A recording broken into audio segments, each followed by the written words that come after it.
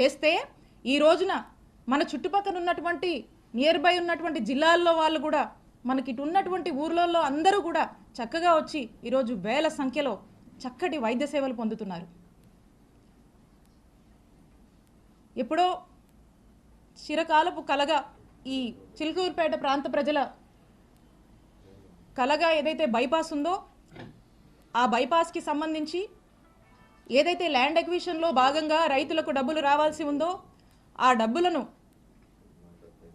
ప్రభుత్వం ఏదైతే వాటా చెల్లించాల్సి ఉందో ఆ వాటాని కూడా జగనన్న ప్రభుత్వం ఆ రైతులకు చెల్లించి కోవిడ్ టైంలో అనేక ఇబ్బందుల వల్ల ఈ ప్రాజెక్టు కాస్త ఆగిపోయి వెనకబడి ఉంటే కూడా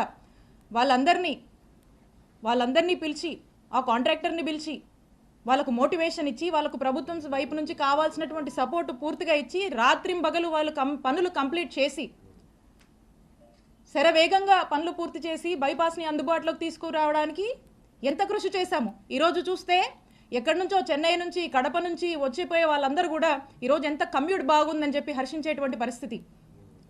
ఈరోజు ప్రతి ఒక్కరు కూడా యాక్సిడెంట్లు తగ్గి సంతోషంగా ఉన్నటువంటి పరిస్థితి. అలాగే చిలకలూరుపేట పట్టణ ప్రాంతానికి సంబంధించి అమృత్ పథకం చివరి దశలో ఉంది.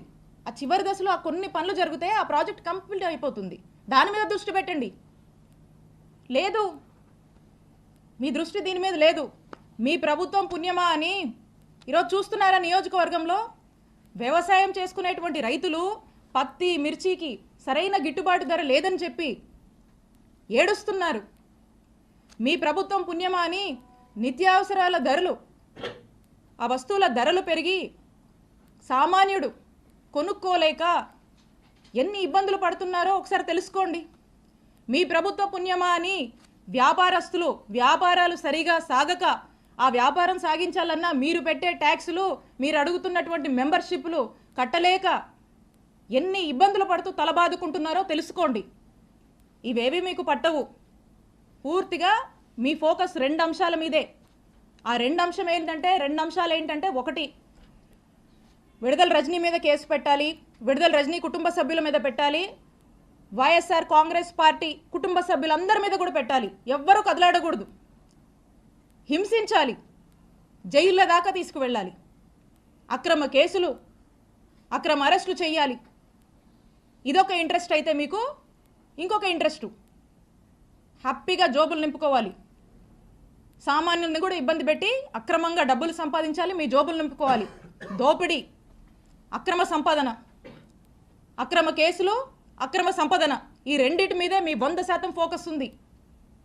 దీంట్లో 10% అయినా ఇంత హ్యూజ్ మ్యాండేట్ ఇచ్చారు ఈ జనానికి. వీళ్ళు ఏ సమస్యల్లో ఉన్నారు, ఈ సమస్యల గురించి పట్టించుకుందాం, వీళ్ళకు మేలు చేద్దామని దీంట్లో 10% మీరు పనిచేసినా ఈ నియోజకవర్గం బాగుపడుతుంది. కానీ ఇవేవి పట్టవు, ఇవేవి మీకు పట్టట్లేదు. ఒక్కసారి ఆలోచన చేయండి.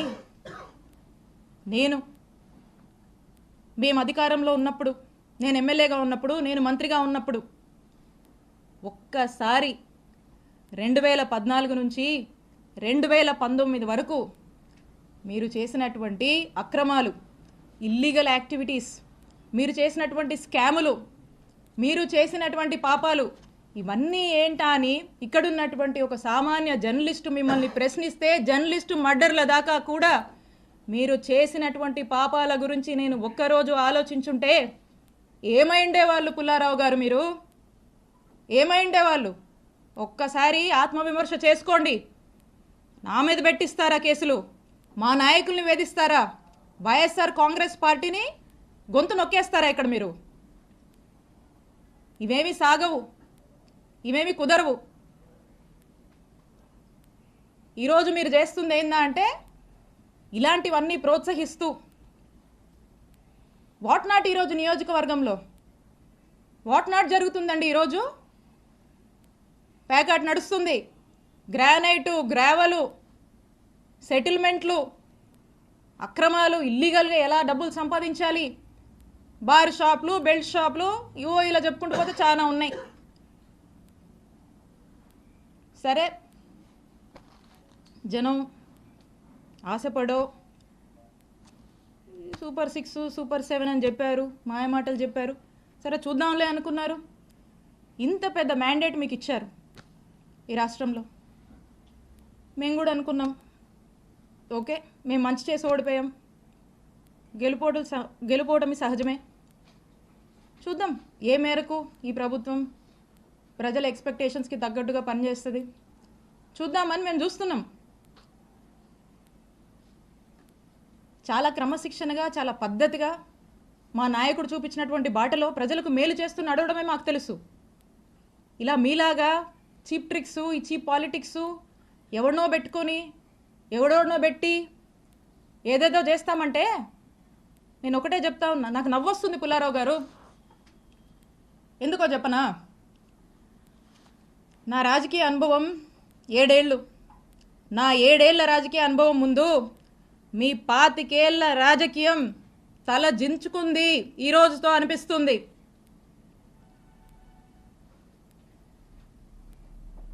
అక్రమ కేసులు కడతారా, అక్రమ కేసులు పెడతారా, భయపెట్టాలని చూస్తారా?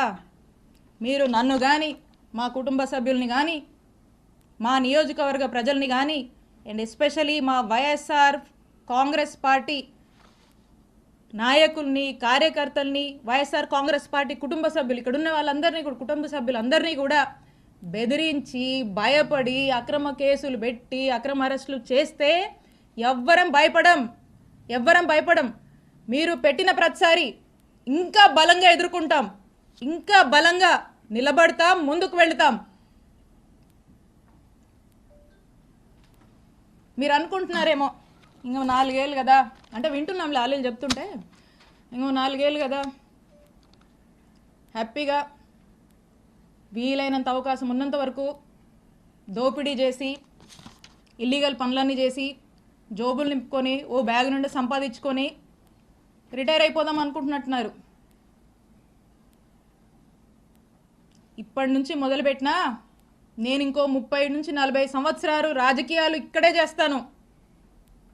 గుర్తుపెట్టుకోండి, 30 నుంచి 40 సంవత్సరాలు ఆ దేవుడు చల్లగా చూస్తే మీరెక్కడున్నా, ఏ ఊళ్ళో దాక్కున్నా మిమ్మల్ని లాక్కొచ్చేది ఖాయం, వడ్డీతో సహా విత్ ఇంట్రెస్ట్ నీకు తిరిగిస్తాం.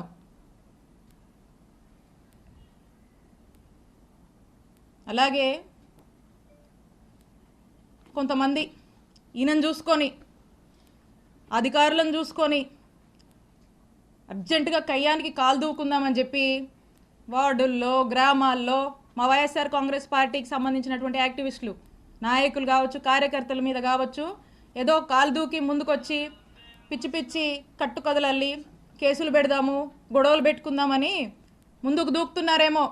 మీ ఎవ్వరిని మర్చిపోను, అందుకే చెప్తున్నా, ఆయనకి మీకు మీ ఎవ్వరిని వదిలిపెట్టం.